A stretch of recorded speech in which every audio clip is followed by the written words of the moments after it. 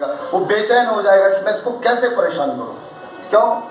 क्योंकि परेशानियां उसे ही हो रही है। चाहता वो आपको परेशान करना है, लेकिन आपको कोई फर्क नहीं, तो वही परेशान होता जा रहा है। जो गाली दे रहा है उसके सामने आप मौन खड़े रहे ना, तो वो गाली घूम घूम करके उसे ही लगे।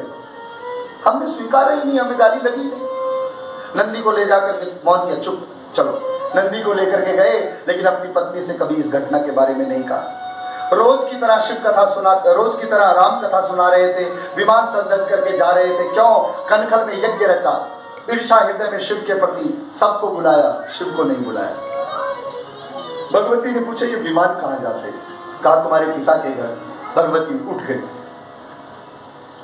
लीला कर रही भगवती ने जैसे ही आसन छोड़ा और कहा कि मेरे पिता के घर यज्ञ है और मैं यहाँ बैठ करके कथा सुन रही हूँ, चलो स्वामी तुम भी चलो। भगवान शिव ने कहा न बुलाया जाए तो नहीं जाना चाहिए, लेकिन सती नहीं मानी। महादेव ने कहा दुनिया वालों मेरी तरफ देखो और आज इस घटना से शिक्षा लो, समझाओ उसे जो समझता हो, जो ना समझता हो उसे समझाने की कोशिश मत करो। सती से कहा देवी अगर तुम जाना ही चाहती हो तो चली जाओ, लेकिन मैं नहीं जा सकता। सती ने कहा आप बैठे रहो, मैं तो चली। चलने लगी सती अम्बा, तो भगवान शिव ने इशारा किया कुछ रुद्रगणों को तुम भी जाओ। सती अम्बा कनखल में पहुंची, दक्ष के द्वारा अपना अपमान पाया, बहनों ने हंसी उड़ाई, माँ ने गोद में बिठाया। लेकिन माँ जब जलपात्र लेकर के आई, सती अम्बा ने सोचा जिस घर में मेरे पति का अपमान हो रहा है मैं उस घर के जल को स्वीकार करूं। भगवती सती ने जलपात्र तो स्वीकार किया, लेकिन जल को नहीं स्वीकार किया और धरती पर उस जलपात्र को पटका और कहा आग लगे इस घर के पानी को, जिस घर में मेरे पति का अपमान हो रहा है मैं उस घर के जल को स्वीकार करूं। भगवती क्रोध में थरथराने लगी, कांपने लगी। भगवती के केश खुल गए, माँ रक्त वर्ण की क्रोध में लाल हुई। थरथराती भगवती ने यज्ञशाला की ओर प्रवेश किया।